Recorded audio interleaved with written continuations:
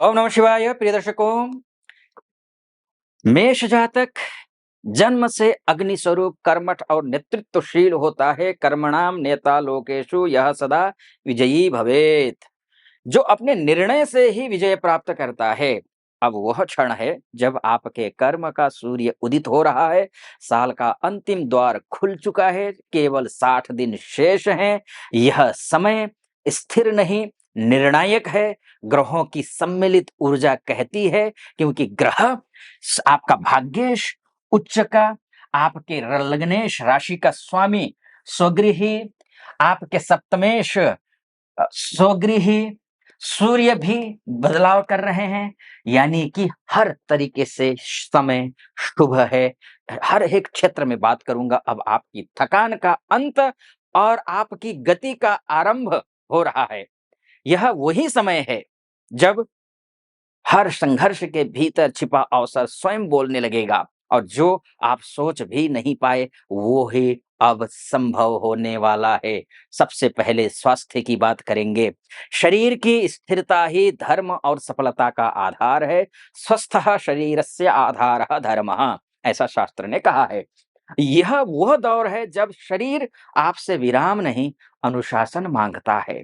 कई महीनों से जो असंतुलन महसूस हो रहा था, अब संतुलन लौटने का संकेत है। ऊर्जा बढ़ेगी, आत्मबल जागेगा, लेकिन थकान और जलन की प्रवृत्ति भी साथ चल सकती है, क्योंकि अष्टम में मंगल हैं। स्वगृही भले ही हैं, लेकिन अष्टमस्थ हैं। इस चीज का भी ध्यान रखिए। मंगल की अग्नि आपको साहस देगी, पर जल्दबाजी चोट भी पहुंचा सकती है। अष्टम में है, पुनः बोलूंगा, लग्नेश होकर के अष्टम में है। इसलिए नियमित दिनचर्या ध्यान रखिए, सही होना चाहिए। गहरी नींद लीजिए। प्राणायाम आपका कवच बनेगा।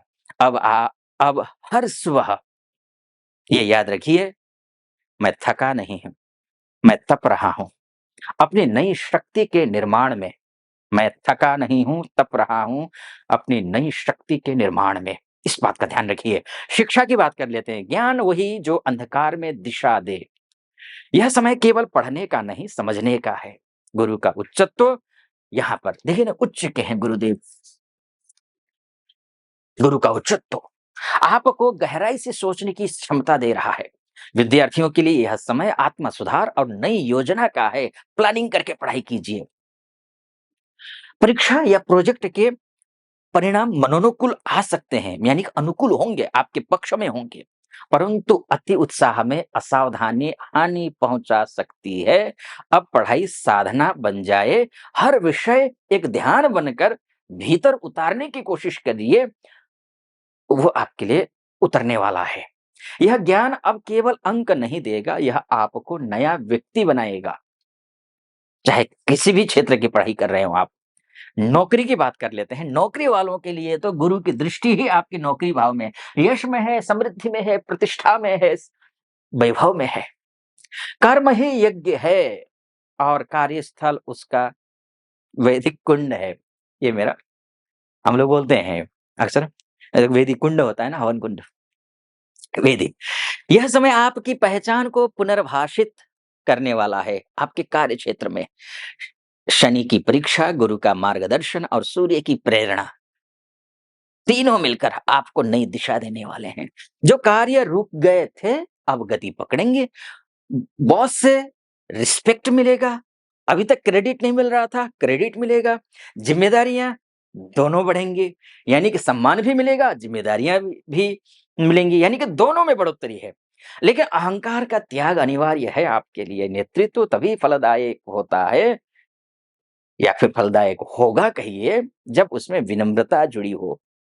जब आप कर्म से मौन रहते हैं, तब परिणाम आपके पक्ष में बोलते हैं। ध्यान रखिए। अब व्यवसाय की बात कर लेते हैं। व्यवसायियों के लिए देखिए, शुक्र यहीं बैठे हुए हैं। शुक्र यहीं बैठे हुए हैं। बहुत ही अच्छा है शुक्र का यहाँ बैठना। स्वगृही है ना, कम से कम नवंबर में तो है। उसके बाद जाकर के क्या होगा? यदा धैर्यम व्यापारिणः तदा लाभः सुनिश्चितः। व्यापारी का धैर्य ही उसकी सबसे बड़ी पूंजी होती है। धैर्य रखिए। आप अब आपकी योजनाएं वास्तविकता के धरातल पर उतरेंगी।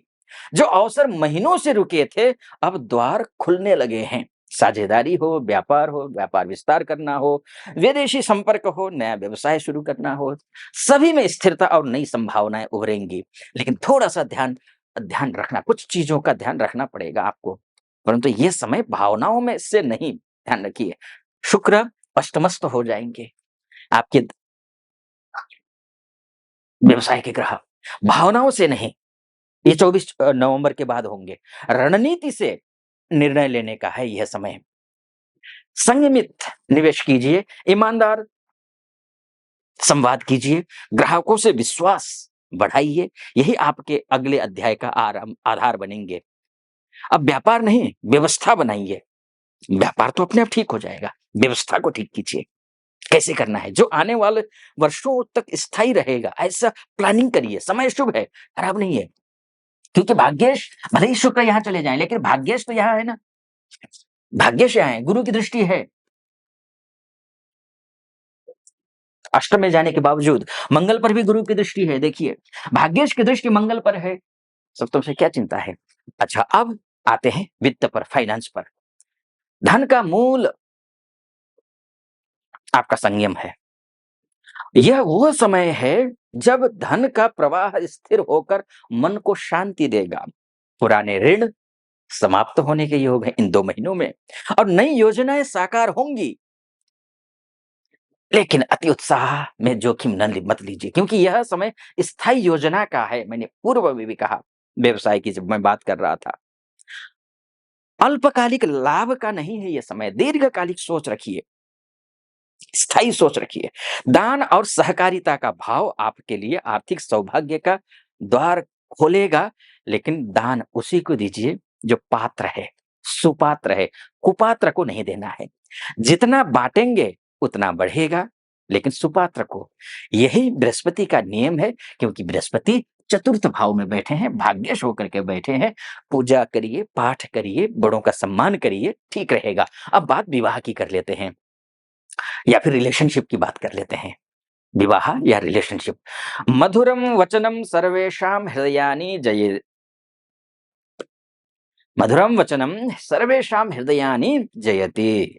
अर्थात मधुर वाणी सभी के हृदय को जीत लेती है। अब संबंधों में मौन टूटेगा और बातचीत शुरू होगी, संवाद लौटेगा। शुक्र स्वगृही होकर के भावनाओं को देखिए, शुक्र स्वगृही है 24 नवंबर तक। भावनाओं में संतुलन ला रहे हैं शुक्र। जहां पहले दूरी थी, वहां अब अपनापन लौटेगा। लेकिन ये समय अपेक्षाओं को कम और समझ को बढ़ाने का है। आपके स्नेह और आपके जो भी रिश्ते हैं, उसको ठीक करने की कोशिश करिए, ये ठीक रहेगा। अब उसके बाद आते हैं आपकी विदेश यात्रा को लेकर के। विदेश जाने के लिए जो कोई भी है, चाहे विदेश में पढ़ रहे हों या विदेश जाने के लिए पढ़ने की कोशिश, विदेश जाकर पढ़ने की कोशिश कर रहे हैं या एमएनसी में काम कर रहे हैं, बहुत सारी माताएँ, बहनें, भाई-बंधु हैं, जो कि विदेशों में रहते हैं। उनके लिए कैसा रहने वाला है, इस विषय पर चर्चा करेंगे अब।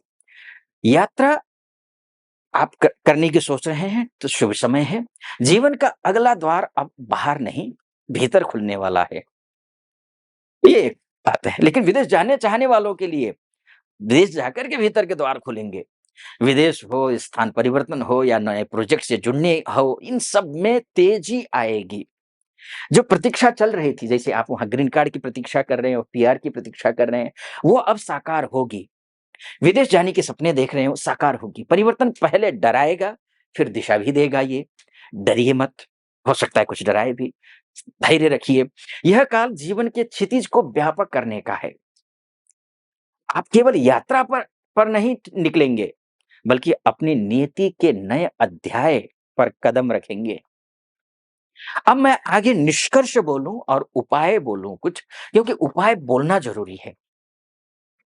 और निष्कर्ष बोलूं उससे पहले एक बात कहूंगा, ये मोटा-मोटी तौर पर है। वास्तव में आप अपनी कुंडली दिखाना चाहते हैं, मुझसे परामर्श लेना चाहते हैं, आप महिला हो या पुरुष हो, देश से देख रहे हो या विदेश से देख रहे हो, नीचे नंबर है, उस नंबर पे कॉल कीजिए, व्हाट्सएप कीजिए, अपॉइंटमेंट ले लीजिए मेरी टीम से बात करके, और मैं निर्धारित तिथि पर आपसे बात करूँगा, आपकी कुंडली का विश्लेषण करूँगा। एक बात, दूसरी बात, उपाय अगर आपके ग्रह कमज़ोर हैं, तो देखिए मैंने तो बोल दिया, आपको लगेगा कि आचार्य जी ने बहुत कुछ कहा, लेकिन कुछ बातें अधूरी रहीं। अधूरी इसलिए रहेंगी क्योंकि ग्रह अगर आपकी कुंडली में कमज़ोर हैं, ये तो सिर्फ़ मार्गदर्शन है, तो उपाय करना ज़रूरी है। उपाय के लिए भी होता क्या है कि वर्षों से कर रहे हैं लेकिन लाभ नहीं मिल पा रहा है। सही उपाय करना ज़रूरी है, क्या करना है इससे ज़्यादा जानना ज़रूरी ये है कि क्या नहीं करना है। इसलिए उपाय को लेकर के मैंने नया चैनल बनाया है, शास्त्रार्थ नाम से, नीचे डिस्क्रिप्शन में उसका लिंक है, क्लिक कीजिए, जाइए क्लिक कीजिए और 6-7 वीडियो है, नया चैनल है और भी अपलोड करता रहूँगा, बहुत लाभान्वित होंगे आप।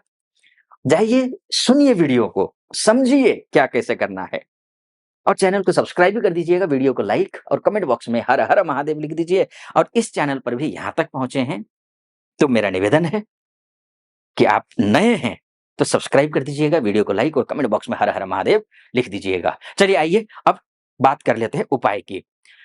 श्रद्धा से किया गया लघु कर्म भी महाफल देता है। ध्यान रखिए मेष राशि के लिए 60 दिनों का ये जो काया पलट उपाय है ना, प्रत्येक मंगलवार को लाल मसूर या गुड़ का दान करिए। एक तो ये है। शुक्रवार को श्वेत पुष्प और इत्र किसी वृद्धा या कन्या को अर्पित करिए, उनको दीजिए। शनिवार को पीपल वृक्ष के नीचे दीपक जलाइए और मौन संकल्प लीजिए, मैं अपने कर्म से अपना भविष्य गढ़ूंगा। रविवार प्रातः सूर्य को अर्घ देकर ओम आदित्याय नमः या फिर ओम घृणि सूर्याय नमः इस मंत्र का जप करिए। सप्ताह में एक दिन कर्म निःशब्दता व्रत लीजिए, केवल कार्य, कोई शिकायत नहीं। यही 5 सरल क्रियाएँ आपके भीतर के अग्नि तत्व को दिव्यता में बदल देंगी और 2026 की शुरुआत एक नए तेज के साथ होगी। 2 महीने आपके हैं। आप खुश रहिए, खूब मेहनत कीजिए, परिणाम आपके पक्ष में आएगा और ये उपाय के लिए शास्त्रार्थ चैनल पर जाइए, देखिए और सटीक लगा हो सब्सक्राइब, लाइक और कमेंट ज़रूर कर दीजिएगा। फिलहाल अनुमति दीजिए। ओम नमः शिवाय।